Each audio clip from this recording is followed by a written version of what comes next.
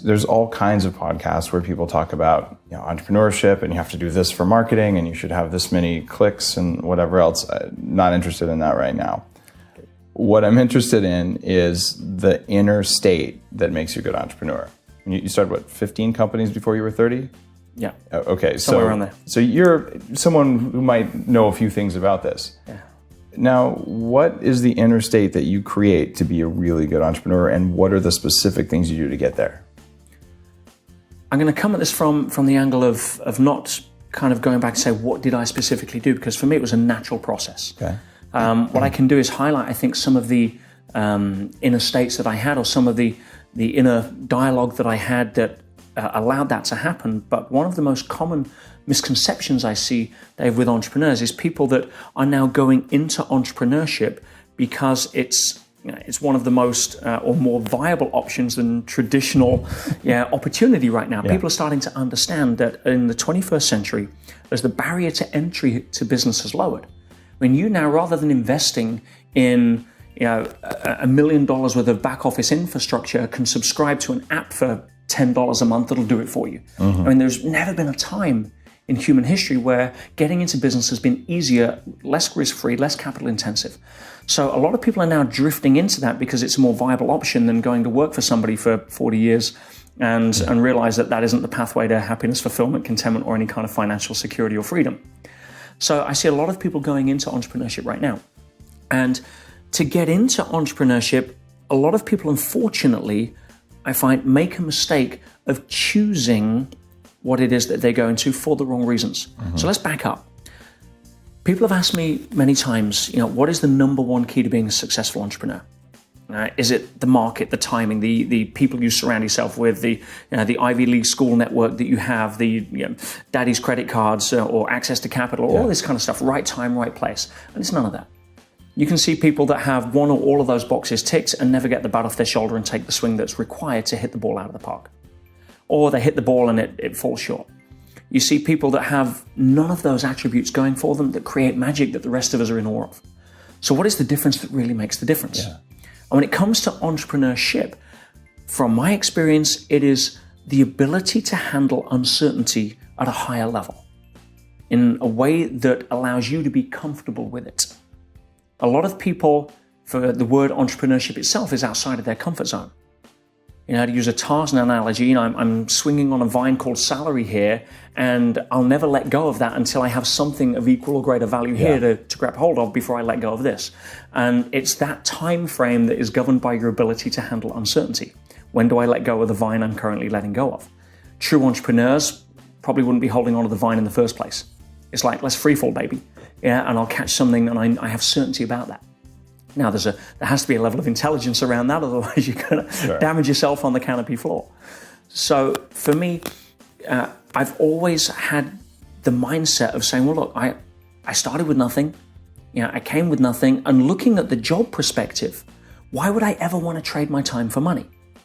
Because by the definition of working for somebody else, let's just say you're earning, let's call it $1,000 a week, which, for some people be a good wage. Mm-hmm.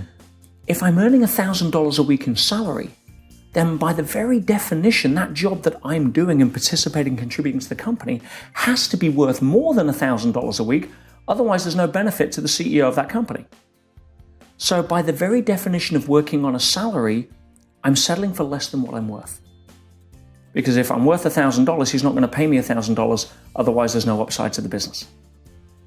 So by being able to recognize that and saying, I'm here to add value.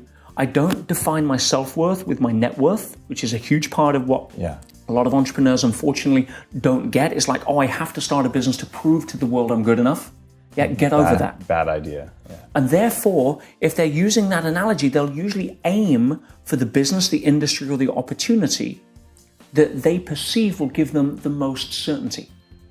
So again, it's that kind of letting go here, but wait till I grab something. Mm-hmm. So I'll use an example. Let's say we have a hair salon. Okay. And we have an owner of a hair salon who is the entrepreneur. And she's off opening her third salon somewhere. She's a true entrepreneur.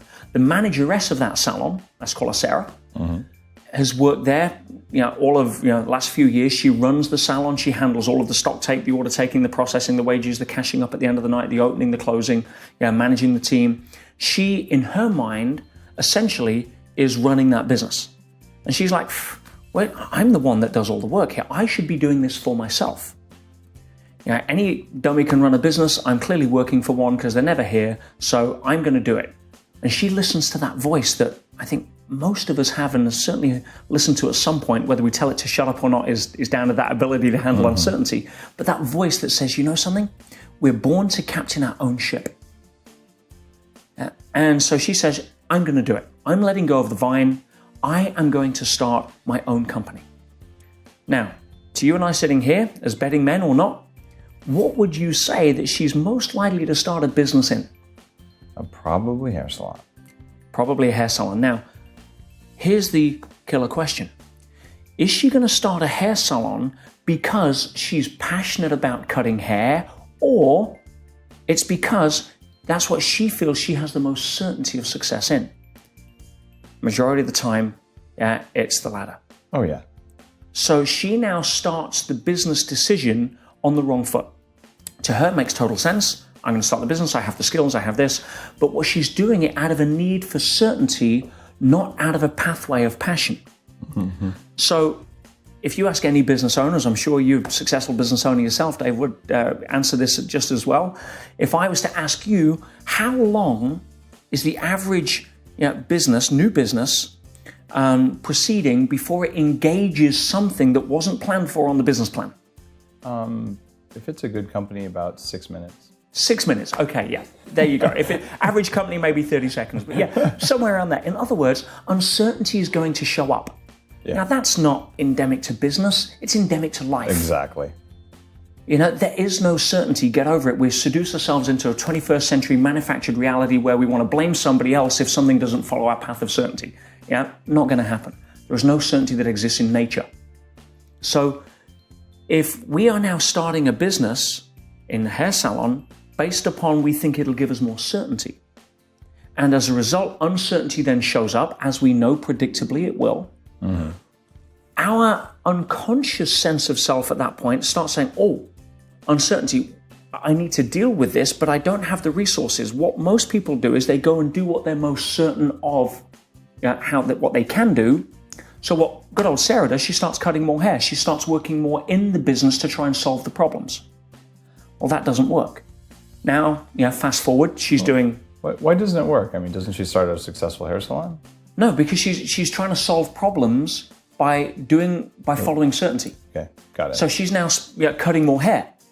She's working 60 hours a week in the business. Got it. It's no more fun for her.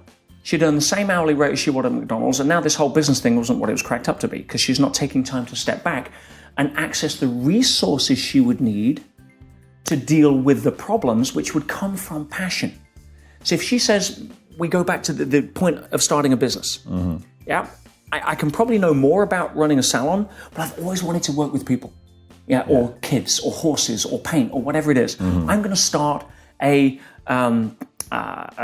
business in terms of working with children. Now, when uncertainty then shows up, as it will within 6 minutes, because she's passionate about that, she's reaching to a deeper place of self to get over those obstacles. And so if you can come back and say, why am I starting this business? Because if I'm chasing certainty, I'm going to encounter uncertainty as a given. But do I have access to the resources of passion, determination, persistence, to be able to dig deep, to go through those uncomfortable times, that trial by fire that business will present you, to really get over that? Because no one's talking me out of this. This is a dream and I'm in. I don't care what the outer world says right now, I'm in. Whereas if it's starting a salon that doesn't go according to plan, a lot of the mistakes people make, and this is classic Michael Gerber, is that they're not really entrepreneurs. They're technicians who woke up one day with an entrepreneurial seizure and says, I am going to start a business because I understand how to do the technical work of that business, which is a death knell, rather than understand that in order to be an entrepreneur, running a business that does that technical work is a different animal. The entrepreneur, I've started, say, 15 businesses before I was 30. Some of them even worked. Some of them wiped me out completely. Some, did very well. Some I sold. Some, should have stayed ideas when I was drunk.